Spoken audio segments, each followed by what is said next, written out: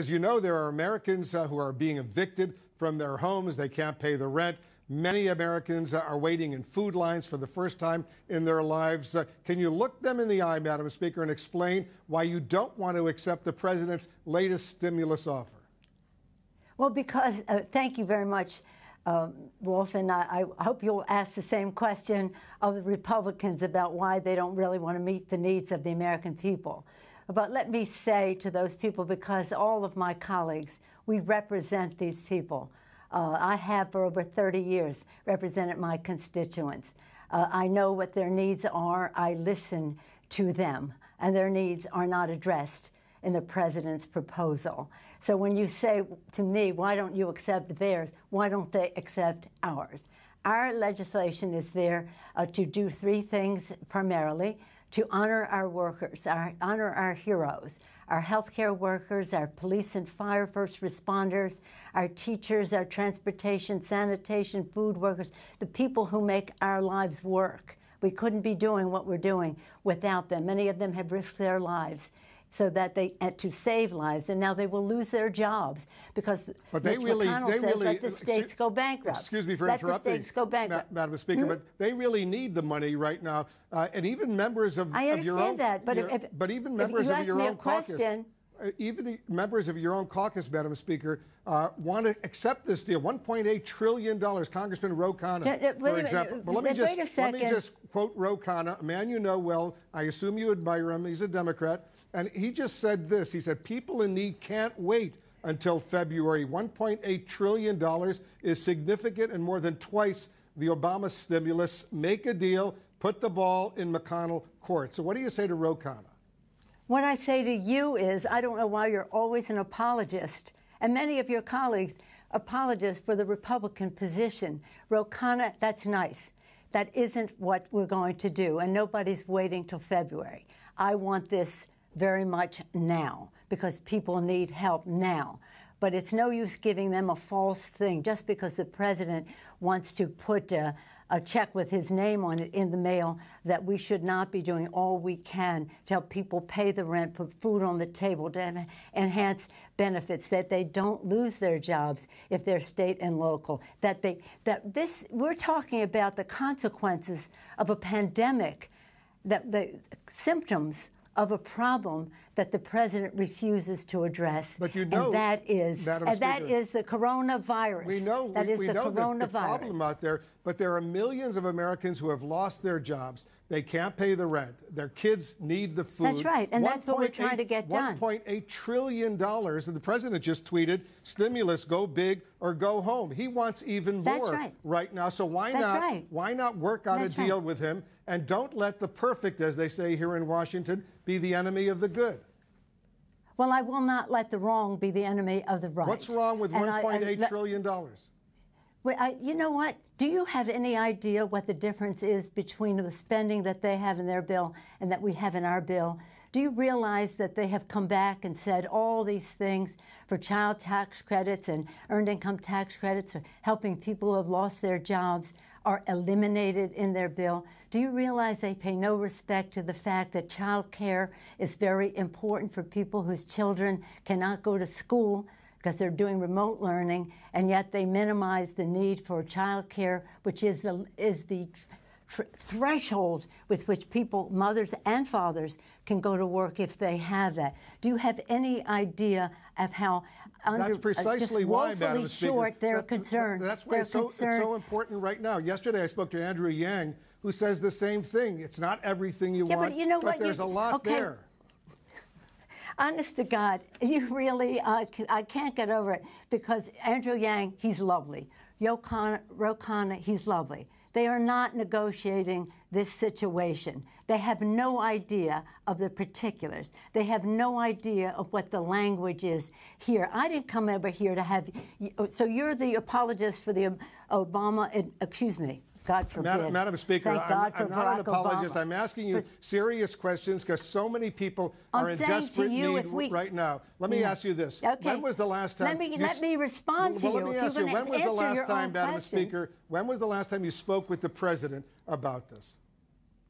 I don't speak to the president. Speak with his representative. Why not call him and say, Mr. President, let's work out a deal. It's not going to be everything you want, not going to be everything I want, but there are so many Americans right now who are in desperate need. Let's make a deal. What makes me amused, if it weren't so sad, is how you all think that you know more about the suffering of the American people than those of us who are elected by them to represent them at that table.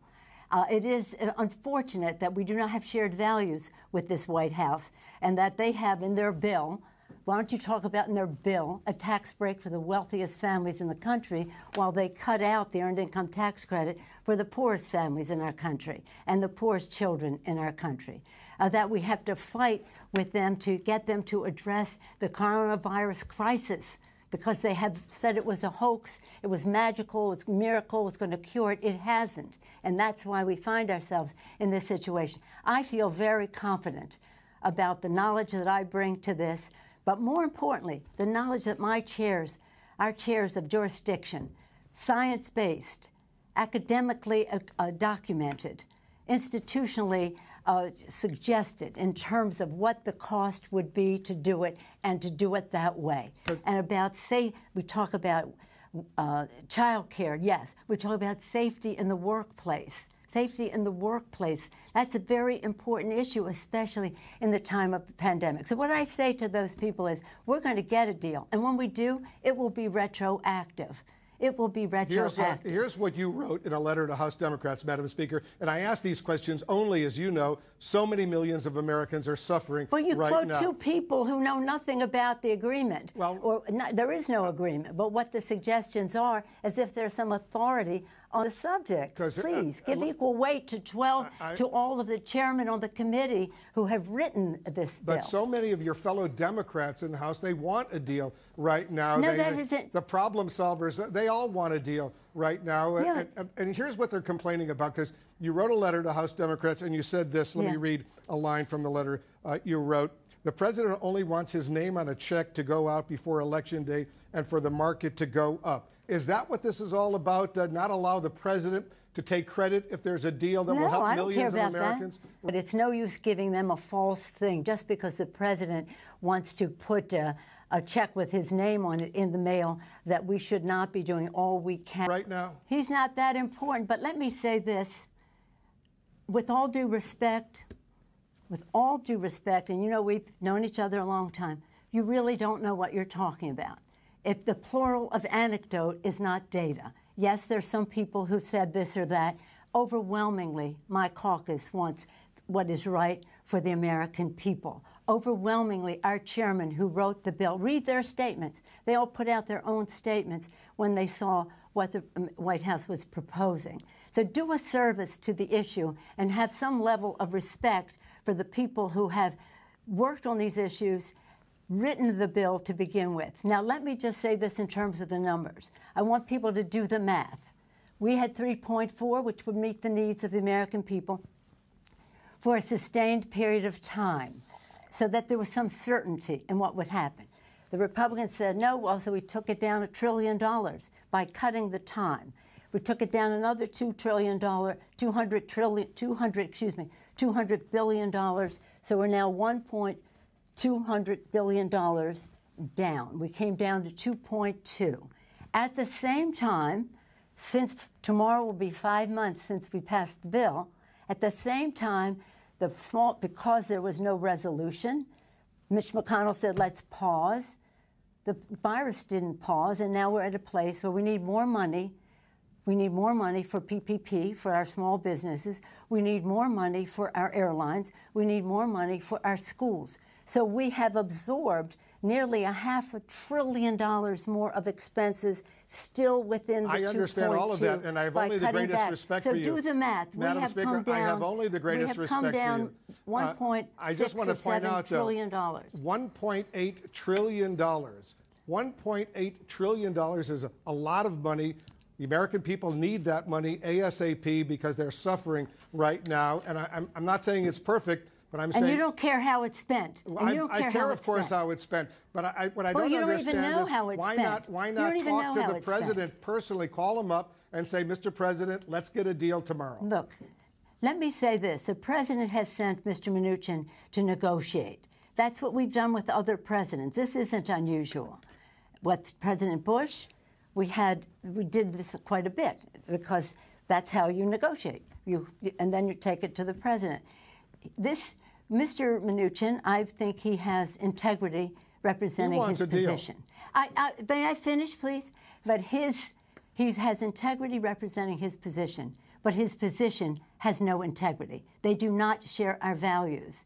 Have a little respect for the fact that we know something about these subjects. And there's a big difference between Democrats and Republicans in whether they want to give a big tax cut to the wealthiest people in the country in their bill, in the CARES Act. We tried to take it out in this bill. Instead, they took out earned income tax credit, child tax credit, expanded health benefits to UI benefits to the extent that it was agreed to before. Right. So this is, I have every confidence in what and the arguments that we make because it's based on science and documentation. Our chairs know their stuff. They know what they're doing, with all due respect to the kind of people you were referencing. And I welcome their enthusiasm. I welcome their interest. I welcome their originality of their thinking. But the fact is, we have a responsibility to meet the needs of the American people in a retroactive way, so they're not at a total loss. They are at a loss because the president has ignored the virus. I wish he would spend time on the fact that if he had not ignored the virus, we wouldn't be in the position we're in, but we are. And let me say about that also, I hope that I'm pleased that these pharmaceutical companies are taking the responsible position to halt and hopefully then resume.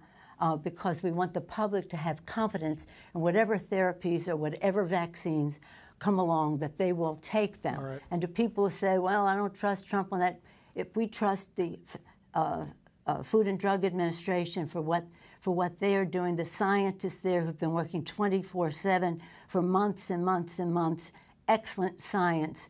The science should call the shot, and when they do, we should all trust it. And let's hope they get more treatments. Let's hope they get a vaccine. And Madam Speaker, yes. I certainly respect you, but I also respect Ro Khanna. I respect Andrew Yang. I respect members of the Democrats who are members of the problem solvers. They want a deal because so many people right now are suffering. Well, the problem solvers, by the way, don't have any earned income tax credit or child tax credit in their proposal either. But let's not go into that. Yeah, you evidently do not respect the chairman of the commeeting who wrote these bills. I respect and all of you. I wish you would respect the knowledge that goes into getting meeting the needs of the American people. But again, you've been on a jag defending the administration all this time with no knowledge of the difference between our two bills, and I thank you for giving me the opportunity to say that to you in person. All right. Madam Speaker, these are incredibly difficult times right now, and we'll leave it on that note. Thank you so much for joining us. We'll leave it on the vote that you are not right on this, Wolf, and I hate to say that to you.